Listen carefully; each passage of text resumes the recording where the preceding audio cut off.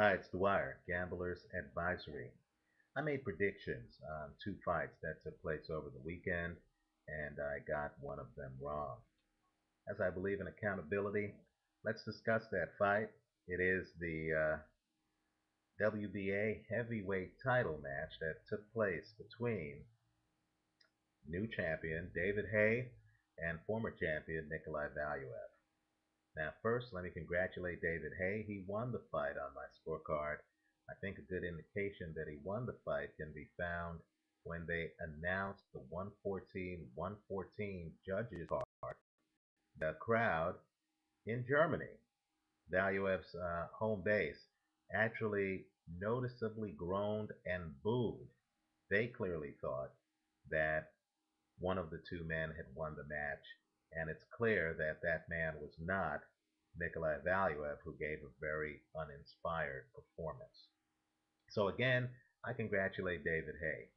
Now, what I expected in the fight was that David Haye would have stamina problems, would run out of gas at about round seven or so. I also thought that David Haye had chin problems. David Haye had been put down by Mormack. David Haye lost to Carl Thompson. David Haye had been stunned in fights before. He had been dropped in fights before. He was on the canvas against Monty Barrett.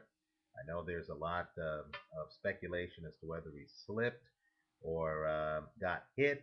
One thing is certain, Monty Barrett landed a punch right before David Haye hit the canvas. I thought that David Haye would not know how to get inside against Nicholay Valuev. I thought that David Haye would have problems. Now, instead, what happened, and let's visualize it, what happened is um, David Haye followed the blueprint set forth by Evander Holyfield. He stayed outside. He was able to curry favor with the judges by skillfully dodging Valuev's lead left jab, and he was able to literally drop his hands to conserve energy, dodge the left jab, dance to the left, dance to the right, and then come in two or three times every round, often right over that left jab, which Haye was able to time, and then he was able to land um, two or three combinations each round, and then he was able to get back outside and look like he was fighting a defensive fight. Valuev didn't seem to be able to cut off the ring. Valuev didn't seem to have a plan B. Valuev was a beaten man. In fact, in the 12th round, and I thought this was interesting, we now know that David Haye injured his right hand and felt that he couldn't throw it with authority. Whether or not that right hand is broken, what's important is David Haye himself concluded that he couldn't throw the right hand the way he wanted, and David Haye himself slowed down his usual work output. Take a look at the tape.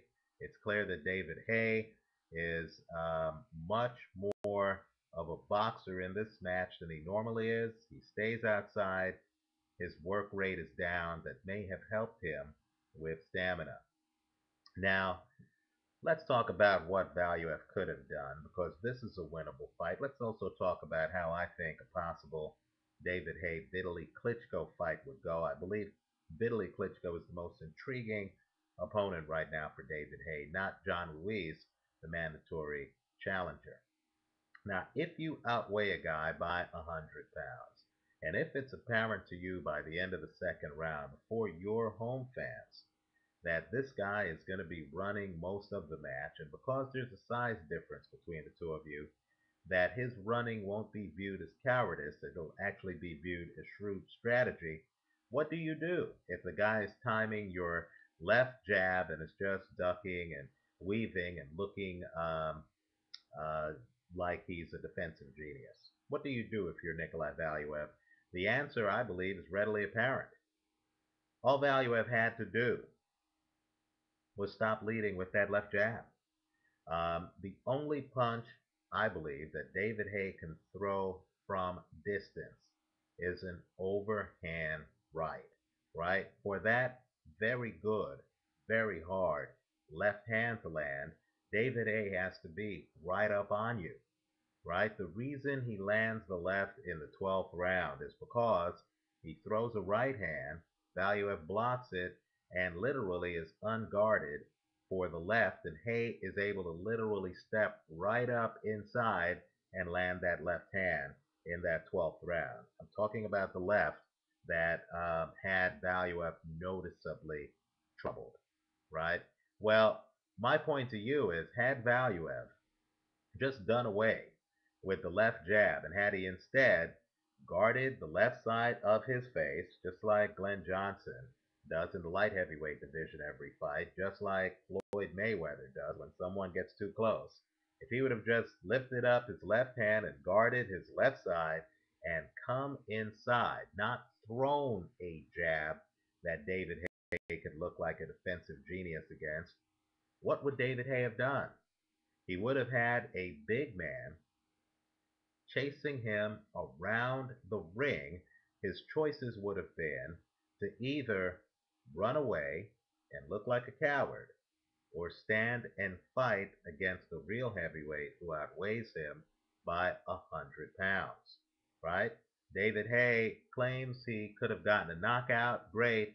Have him prove it against a guy with a history of never being dropped. Certainly not like Haye has been dropped. Make it a chin contest. You're in front of your folks. Turn the boxing match into a fight. That's what Valuev should have done. At a minimum, too, Valuev should have, during the fight, when it became apparent that Haye was scoring points with the judges by looking like Ali in terms of defensively dodging that left jab, so much so that Haye was able to drop his hands. What Valuev should have done also is altered the pace. He should have also led with his right hand on occasion. Quite frankly, where I Valuev, I would have been throwing left hooks and right hooks, whether or not they would have landed. The point would have been, if he's throwing big punches and Haye is scurrying away, and if he's hitting at air, throwing big punches, the impression would have been, this big guy's here for the knockout. This big guy is here to fight. The other guy is the reason why this fight's not taking place. Instead of those two choices, stand and fight or run away, Valuev gave David Haye a third choice, which was to stay outside, run away, and at the same time look like you're skillfully and adroitly dodging lead left hands that you see coming from a mile away. Leave jabs, not even overhand lefts or anything like that. It's all a jab. And also to do so while fighting in a rhythm, because Valuev rarely ran over to David Haye.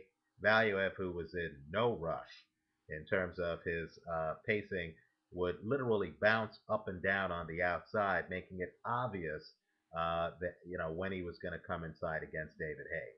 Now let's briefly talk about Vitali Klitschko. I believe Vitali Klitschko would have a chance to stop David Haye. I know I'm going to look like a Haye hater.